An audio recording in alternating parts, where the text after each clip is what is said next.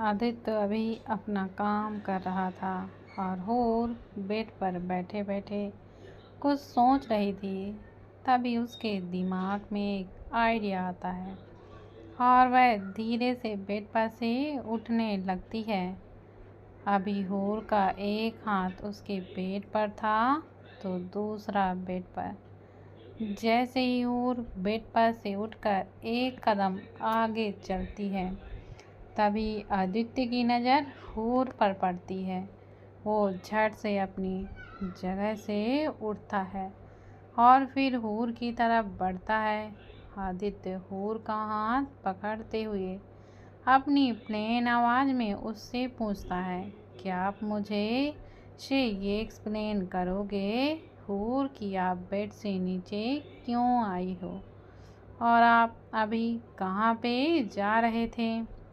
मैंने मना किया था ना आपको, और ये भी बोला था कि अगर आपको कुछ भी चाहिए हो तो आप मुझे बताओगे। तो आप खुद से क्यों उठे? आपको कोई अंदाज़ा भी है कि आपकी चोट कितनी गहरी है? और अगर आप ऐसे ही करोगे और मेरी बात नहीं मानोगे तो मैं पूरे यकीन के साथ कह सकता हूँ कि आपके टाँके खुलने में देरी नहीं लगेगी। अगर गलती से भी ऐसा हुआ ना एंजल, तो मुझसे फिर से टाँके लगाने पड़ेंगे और फिर मैं आपको 1 महीने तक बेड से उठने भी नहीं दूँगा। याद रखिए। आदित्य की बातों को सुनकर हूर को डर लगने लगता है।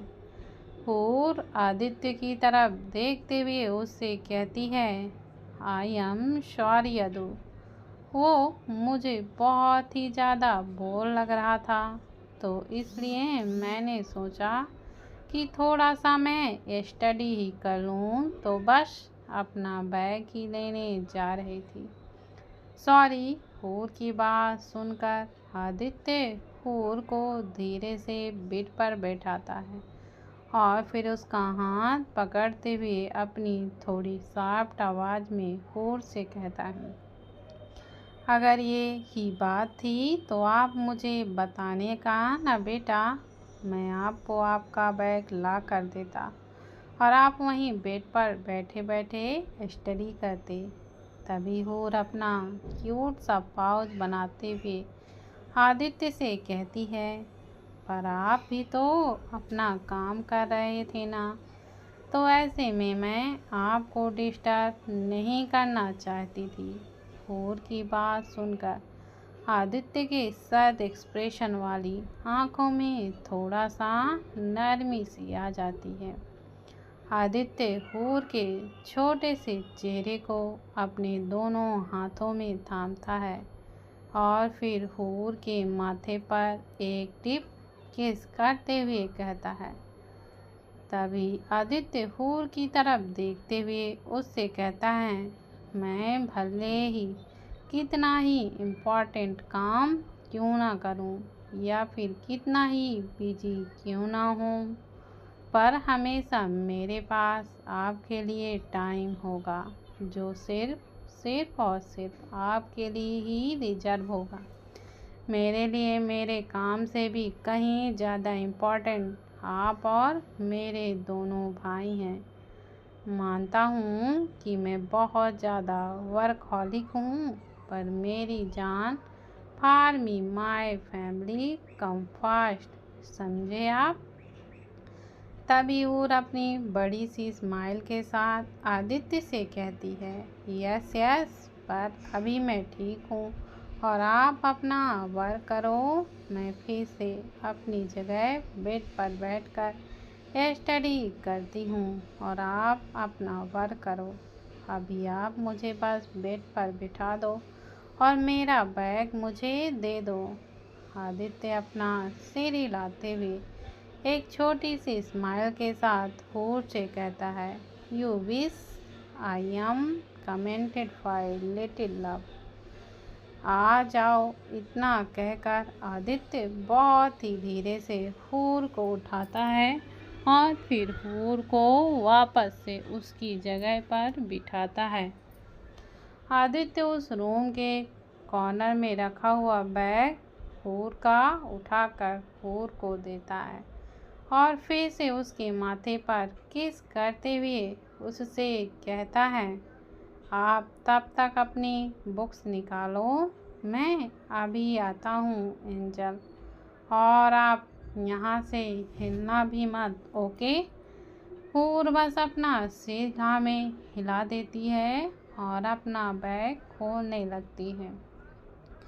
आदित्य रूम से बाहर चला जाता है और ठीक 5 मिनट बाद आदित्य वापस से उस रूम में आता है और देखता है कि अभी हूर उसके बुक्स में से कुछ लिख रही थी।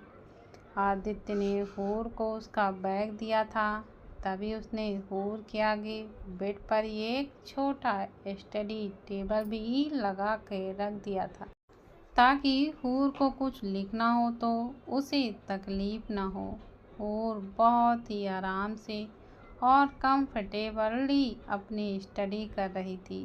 तभी आदित्य हूर के पास आता है और अपने आप किसी फैमिलियर शैडो को महसूस करने के बाद हूर आदित्य की तरफ देखती है, जिसके हाथ में अभी एक पूरा जग भर के मैंगो जूस का था।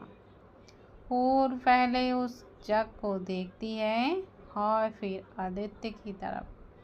तभी आदित्य हूर की कंफ्यूजन को दूर करते हुए उससे कहता है, एंजल, मैं ये आपके लिए लाया हूँ क्योंकि मुझे पता है कि आप ज़्यादा पानी नहीं पीते हो, तो ये जूस ठीक है।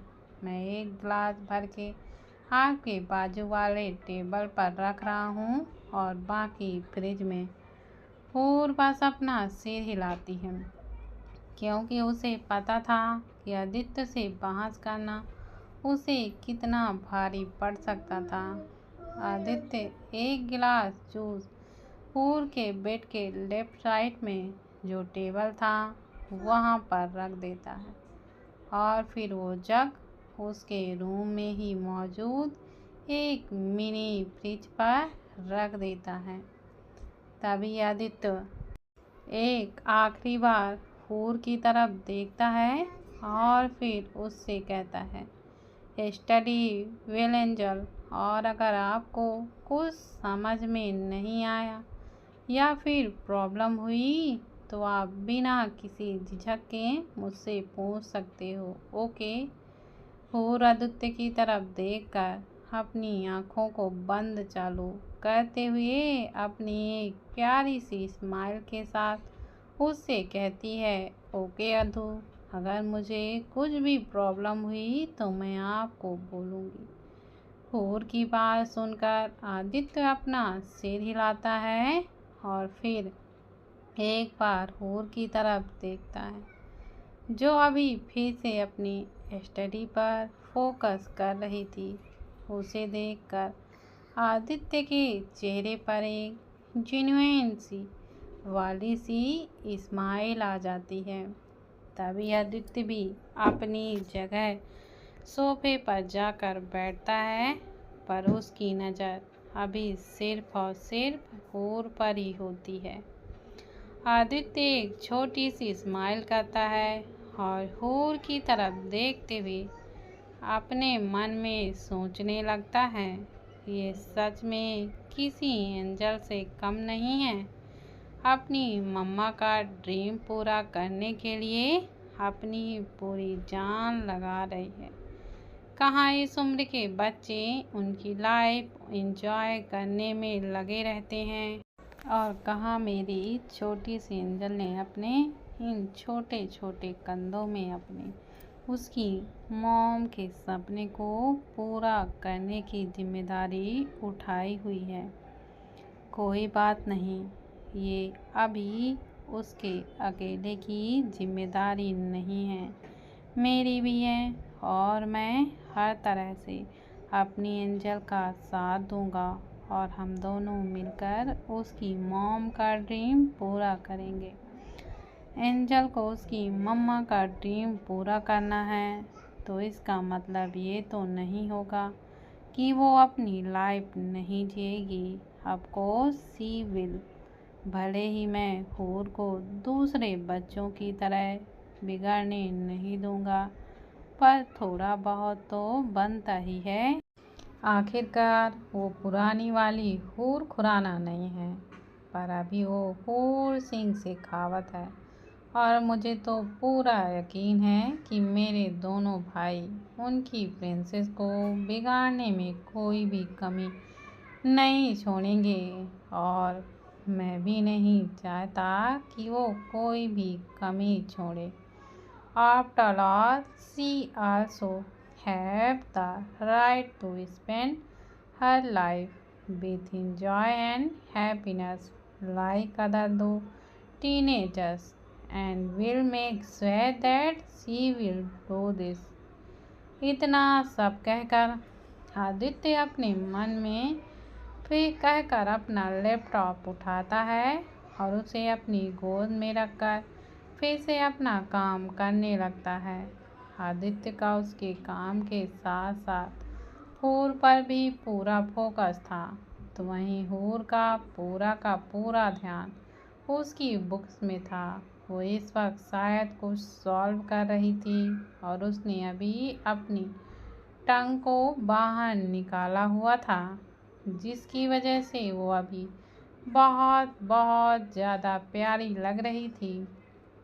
हूर को ऐसे देखकर आदित्य के चेहरे पर अभी एक स्माइल आ जाती है, पर तभी वो स्माइल को फिर से अपने सैड फेस के एक्सप्रेशन के पीछे छिपाता है। आदित्य हूर की तरफ देखते हुए अपनी प्लेन आवाज़ में उससे कहता है, एंजल। आदित्य की ऐसी प्लेन आवाज़ सुनकर हूर तो झट से उसकी तरफ देखती है। तभी आदित्य अपनी शार्प आँखों से उस जूस के ग्लास की तरफ इशारा करते हुए हूर से कहता है, फिनिश करो वो जूस और उसके बाद अपनी स्टडी को कंटिन्यू करो। Come on, have that juice हूर। आदित्य की बात को सुनकर हूर उस ग्लास की तरफ देखती है, फिर अपना क्यूट सा मुंह बनाती है। हूर आदित्य की तरफ देखते हुए उससे कहती है, आदू, मेरा मन तो ये पूरा कंप्लीट होने के बाद वो मैं जूस पी लूँगी, पक्का। तभी आदित्य हूर के फेस से बिना अपनी नज़रें हटाए अपनी डोमिनेटिंग आवाज़ में हूर से कहता हूँ, मैं अब सिर्फ 3 तक के काउंट करूँगा एंजल, और अगर मेरे 3 काउंट करने से पहले आपने वो जूस ख़त्म नहीं किया ना, तो no more chocolate for you. फिर वो सारी कड़वी मेडिसिन्स आपको बिना चॉकलेट के ही खानी पड़ेंगी। अभी फिर मैं काउंटिंग स्टार्ट कर रहा हूँ, 1 2 3। इससे पहले कि आदित्य अपनी 3 तक की काउंटिंग को पूरा करता, हूर झट से उसके साइड में रखे टेबल से वो ग्लास को उठाती है और उसमें मौजूद जूस को पी लेती है। वो एक गिलास जूस पीते ही हूर के मुंह से एक छोटी सी डकार निकलती है, जिसके वजह से हूर झट से अपने दोनों हाथों से अपना मुंह बंद कर लेती है। तभी हूर आदित्य की तरफ देखते हुए अपना प्यारा सा मुंह बनाती है और अपनी एम्बेरसमेंट भरी आवाज़ में आदित्य से कहती है, सॉरी अदू, ये मैंने नहीं किया सच्ची, वो तो गलती से हो गया। शायद मेरा टमी फुल हो गया होगा, तो इसी वजह से वो आवाज़ आई होगी। हूर की इतनी प्यारी बात सुनकर आखिरकार आदित्य के चेहरे पर भी एक छोटी सी स्माइल आ ही जाती है। आदित्य अपना सिर हिलाते हुए हूर से कहता है, कोई बात नहीं है एंजल, ये सब के साथ होता है, तो इट्स ओके। हूर बस आदित्य को अपनी एक बड़ी सी स्माइल देती है और फिर से अपनी स्टडी में लग जाती है। 1 घंटे बाद अभी आदित्य का वर्क पूरा हो चुका था। तभी वो अपने लैपटॉप को बंद करते हुए थोड़ी देर के लिए अपनी आँखों को बंद करता है। कुछ 5 मिनट बाद आदित्य अपनी आँखें खोलता है और अपने दोनों हाथों को स्ट्रेच करते हुए अपने मसल्स को रिलैक्स करता है कि तभी उसका ध्यान बेड की तरफ जाता है और जब वो बेड पर देखता है तभी उसके माथे पर थोड़ी चिंता की लकीरें झलकने लगती हैं।